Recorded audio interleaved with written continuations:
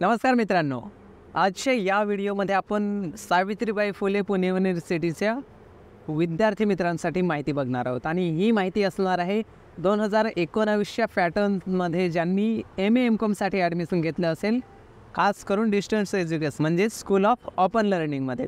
तर त्यांच्यासाठीच हा व्हिडिओ असणार आहे. कारण जर का जी मागची एक्झाम झाली त्याच्यामध्ये आपल्याला पेपर देता आला नसेल किंवा आपला विषय गेला असेल, तर अशा वेळेस आपल्याला रिपीटचे जे फॉर्म आहेत, बॅकलॉगचे फॉर्म आहेत, ते भरता येणार आहेत आणि त्याच्यासाठीचे सूचनापत्र जे आहे ते विद्यापीठाकडून प्रसिद्ध करण्यात आलेलं आहे. आणि त्याच्याविषयीचीच माहिती आजच्या या व्हिडिओमध्ये आपण बघणार आहोत की शेवटची दिनांक किती असेल आणि कशा पद्धतीने जो पूर्ण शेड्यूल आहे तो असणार आहे आणि फॉर्म कुठं आणि कशा पद्धतीने भरता येतील याचीच माहिती आजच्या या व्हिडिओमध्ये आपण समजून घेणार आहोत. पण त्याच्याही अगोदर जर आपल्याला अशा पद्धतीचे शैक्षणिक आणि बाकीचे इतर टॉपिकवरील व्हिडिओज आवडत असतील तर आपण नक्की चॅनलला सबस्क्राईब करा आणि व्हिडिओसुद्धा लाईक करा.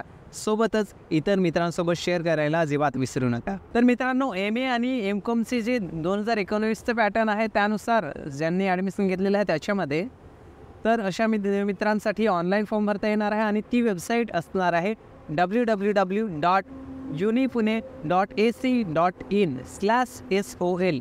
आपण स्क्रीनवर बघत असाल किंवा डिस्क्रिप्शनमध्ये आपल्याला लिंक मिळेल डायरेक्ट फॉर्म भरण्याची. तर त्या ठिकाणी जाऊन आपण आपला PRN नंबर टाकायचा आहे आणि पुढील प्रोसेस जी आहे ती फॉर्म सबमिट करण्याची करायचं आहे. ज्या ठिकाणी आपल्याला फी पेमेंट करण्याचं ऑप्शनसुद्धा देण्यात येईल.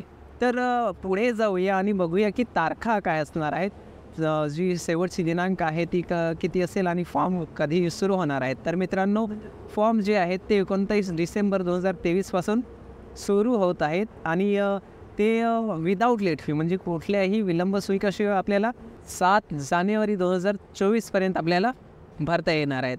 7 जानेवारीपर्यंत आपल्याला कुठल्याही प्रकारची लेट फी लागणार नाही.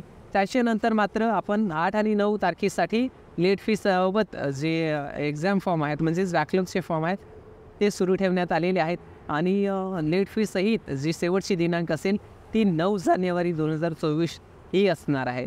सध्या जर आपण फीच्या संदर्भात माहिती बघितली तर या ठिकाणी इतर परिपत्रक आलेलं नाही अजूनही आणि त्याच्यामुळे फी किती असेल आणि प्रत्येक पेपरसाठी सेपरेट असेल की सर्व पेपरसाठी एक कॉमन फी असेल हे सध्या तरी सांगता येणार नाही.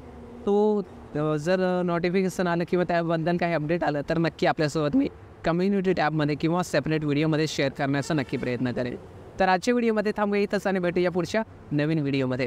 तोपर्यंत आपण नक्की चॅनल सबस्क्राईब करून इतर मित्रांसोबत सुद्धा शेअर करा हा व्हिडिओ.